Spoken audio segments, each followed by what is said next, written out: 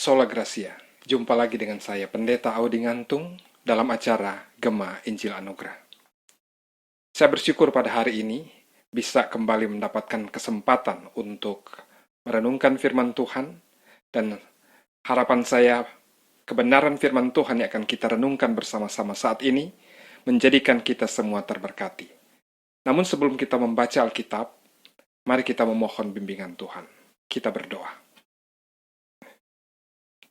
Tuhan Yesus Bapa kami di dalam surga, kami sungguh bersukacita pada saat ini, karena kasih setia Tuhan terus menjadi bagian di dalam hidup kami, sehingga saat ini kami ada kesempatan untuk membaca Alkitab dan merenungkan firman-Mu. Kami memohon hikmat daripadamu, agar kebenaran firman Tuhan yang kami baca dan kami renungkan bersama, sungguh-sungguh kami fahami dan menjadikan kami semua mengerti, sehingga dalam segala aktivitas kami ke depan, kami memiliki pedoman untuk bisa hidup seturut dengan kehendak-Mu. Terpuji nama-Mu Bapa, hanya di dalam nama Tuhan Yesus Kristus Allah kami yang hidup, kami naikkan doa ini. Amin. Sahabat anugerah, pada saat ini kita akan membaca Alkitab yang saya ambil dari kitab 1 Korintus pasal yang ke-9, ayat 15 sampai dengan ayatnya yang ke-18. Saya akan membacakan bagi kita semua. Demikian firman Tuhan. Tetapi aku tidak pernah mempergunakan satupun dari hak-hak itu. Aku tidak menulis semuanya ini supaya aku pun diperlakukan juga demikian. Sebab aku lebih suka mati daripada, sungguh kemegahanku tidak dapat ditiadakan siapapun juga. Karena jika aku memberitakan Injil, aku tidak mempunyai alasan untuk memegahkan diri. Sebab itu adalah keharusan bagiku. Celakalah aku jika aku tidak memberitakan Injil. Kalau andai kata aku melakukan menurut kehendakku sendiri, memang aku berhak menerima upah. Tetapi karena aku melakukannya bukan menurut kehendakku sendiri, pemberitaan itu adalah tugas penyelenggaraan yang ditanggungkan kepadaku. Kalau demikian, apakah upahku? Upahku ialah ini, bahwa aku boleh memberitakan Injil tanpa upah, dan bahwa aku tidak mempergunakan hakku sebagai pemberita Injil. Sampai di sana pembacaan kita.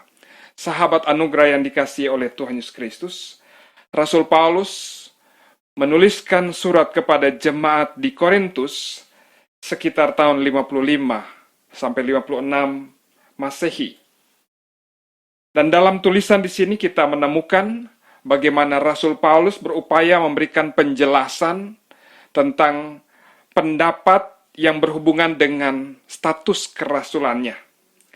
Dia berkata bahwa di dalam ayat 1 dan ayat 2, dia berkata bahwa bukankah aku rasul? Bukankah aku orang bebas? Bukankah aku telah melihat Yesus Tuhan kita? Bukankah kamu adalah buah pekerjaanku dalam Tuhan? Sekalipun bagi orang lain aku bukanlah rasul, tetapi bagi kamu aku adalah rasul. Sebab hidupmu dalam Tuhan adalah meterai dari kerasulanku. Sahabat anugerah yang dikasihi Kristus. Jadi di dalam pembacaan ini kita dapat melihat bagaimana Rasul Paulus berupaya memberikan penjelasan tentang status kerasulannya. Dia menyatakan bahwa dia adalah rasul. Tuhan yang telah memilih dia, Tuhan yang telah menetapkan dia menjadi seorang rasul. Nah, di dalam pembacaan ini kita dapat menikmati bagaimana hak dan kewajiban dari seorang pemberita Injil. Jadi dengan memahami bagaimana hak dan kewajiban seorang pemberita Injil, kita juga sebagai jemaat dapat diarahkan untuk lebih giat dalam memberitakan Injil. Ada 3 bagian yang akan kita amati dalam pembacaan kita saat ini. Yang pertama adalah Rasul Paulus mengatakan bahwa di dalam ayat yang ke-15, dia mengatakan bahwa dia punya hak sebagai rasul. Tetapi aku tidak mempergunakan satupun dari hak-hak itu. Jadi dia berkata bahwa ada hak yang seharusnya menjadi bagian dia sebagai seorang rasul. Bahkan kalau kita perhatikan, di dalam ayat yang ke-14, Rasul Paulus juga berkata bahwa demikian pula Tuhan telah menetapkan bahwa mereka yang memberitakan Injil harus hidup dari pemberitaan Injil itu. Jadi mereka yang memberitakan Injil harus hidup dari pemberitaan Injil itu. Tetapi Rasul Paulus berkata, aku tidak menggunakan hak itu. Aku tidak memakai hak tersebut untuk keperluanku. Dan juga dia berkata bahwa di dalam ayat yang ke-16, karena jika aku memberitakan Injil, aku tidak mempunyai alasan untuk memegahkan diri. Pada saat dia memberitakan kebenaran firman Tuhan, memberitakan Injil, tidak ada alasan bagi dia untuk memegahkan diri. Dalam ayat yang ke-16 bagian B, Rasul Paulus berkata bahwa sebab itu adalah keharusan bagiku. Celakalah aku jika aku tidak memberitakan Injil. Jadi dua penekanan yang kemudian disampaikan oleh Rasul Paulus dalam bagian ini. Dia berkata bahwa pemberitaan Injil adalah keharusan yang dia harus lakukan. Bahkan dia berkata bahwa celaka aku jika aku tidak memberitakan Injil. Apa sebenarnya yang dimaksud dengan Injil tersebut? Kalau kita membaca selanjutnya dalam kitab 1 Korintus pasal yang ke-15, kita akan melihat bagaimana definisi daripada Rasul Paulus tentang Injil tersebut. Dia mengungkapkan di dalam 1 Korintus 15 ayat 3 dan 4, dia memberikan penekanan bahwa Kristus telah mati karena dosa-dosa kita sesuai dengan kitab suci. Bahwa ia telah dikuburkan dan bahwa ia telah dibangkitkan pada hari yang ketiga sesuai dengan kitab suci. Jadi berita Injil memberikan penekanan pada bagaimana Kristus datang untuk menghapus dosa-dosa kita. Kristus telah mati karena dosa-dosa kita, sesuai dengan kitab suci. Semua manusia berdosa, semua manusia terancam untuk dihukum, tetapi Kristus datang ke dalam dunia, berkorban bagi umat manusia, dan menanggung segala penderitaan yang seharusnya menjadi penderitaan dari umat manusia. Upah dosa adalah maut. Tetapi Kristus sudah mengalahkan maut tersebut karena dia bangkit pada hari yang ketiga mengalahkan maut tersebut.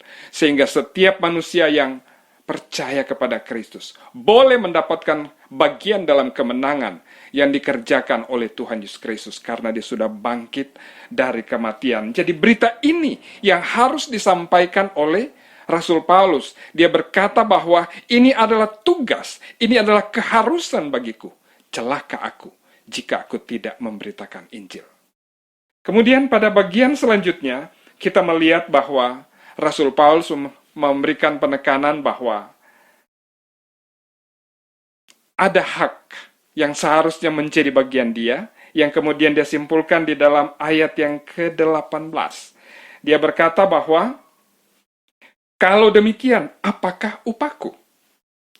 Upahku ialah ini, bahwa aku boleh memberitakan Injil tanpa upah, dan bahwa aku tidak mempergunakan hakku sebagai pemberita Injil. Inilah yang disampaikan oleh Rasul Paulus tentang upah yang dia miliki. Upahku adalah aku boleh memberitakan Injil tanpa upah. Aku boleh menyampaikan kebenaran firman Tuhan dengan tidak mengandalkan, dengan tidak berpikir pada hal untung rugi dalam tugas tersebut. Karena tugasku adalah bagaimana Injil itu dapat tersampaikan. Bagaimana berita tentang kematian Kristus yang datang ke dalam dunia untuk menghapus dosa manusia dapat tersampaikan. Pemberitaan tentang Kristus yang sudah mati, sudah dikuburkan, dan sudah bangkit pada hari yang ketiga dapat disampaikan kepada semua manusia. Karena semua manusia berdosa, semua manusia akan dihukum. Tetapi karena Tuhan sangat mengasihi umat manusia, Dia rela datang ke dalam dunia, mengambil tempat yang seharusnya menjadi tempat kita manusia berdosa, dan mengalami penderitaan. Tetapi dalam semuanya itu, Tuhan Yesus sudah mengalahkan semua penderitaan yang seharusnya menjadi bagian hidup kita. Karena dengan kematiannya, dengan penderitaan yang dialami di kayu salib, Dia boleh melakukan semua proses dalam mengalahkan maut tersebut. Dia sudah bangkit dari kematian. Sahabat anugerah yang dikasihi Kristus, pada saat ini kembali saya mengingatkan kepada kita semua, apakah kita sudah mendapat bagian dalam karya penebusan Kristus? Jika kita belum menerima, saat ini adalah kesempatan. Bukalah pintu hati, undanglah Yesus masuk ke dalam hati kita masing-masing. Katakan kepada Tuhan bahwa saya orang berdosa, tetapi saat ini saya membuka pintu hati, mau menerima Yesus sebagai Tuhan, sebagai juru selamat pribadiku. Hanya itu dapat kita katakan, dan karya Kristus berlaku di dalam kehidupan kita. Jadi di dalam pembacaan kita saat ini, kita diajarkan bagaimana Rasul Paulus memberikan contoh bahwa tugas pemberitaan Injil harus disampaikan. Oleh sebab itu, marilah kita memberitakan Injil dengan lebih giat lagi. Mari kita bersemangat dalam menyampaikan tentang karya penebusan Kristus bagi semua orang, agar mereka juga boleh mendapat bagian dalam penebusan yang Tuhan sudah buat, sehingga mereka juga boleh memiliki kehidupan yang kekal. Dan yang kedua, marilah kita percaya dengan sungguh-sungguh bahwa semua jerih payah kita, semua kerja keras kita di dalam Tuhan tidak akan sia-sia. Ada mahkota kehidupan tersedia bagi kita yang dapat melakukan seturut dengan rancangan Tuhan. Sahabat anugerah yang dikasihi Kristus, kiranya firman Tuhan ini menjadikan kita semua terberkati. Mari kita berdoa. Bapa di dalam surga, kami bersyukur kepadamu pada saat ini, karena kami boleh menikmati firman Tuhan, dan kami percaya bahwa berkat Tuhan terus menjadi bagian di dalam hidup kami. Hamba berdoa untuk semua pendengar berita ini, kiranya mereka juga mendapat bagian dalam kasih karunia Tuhan, terutama keselamatan boleh menjadi bagian di dalam hidup mereka pada saat mereka percaya, membuka pintu hati mereka menerima Engkau sebagai Tuhan dan sebagai juru selamat mereka. Terima kasih Bapa. Kami berdoa di dalam nama Tuhan Yesus Kristus, juru selamat kami. Amin.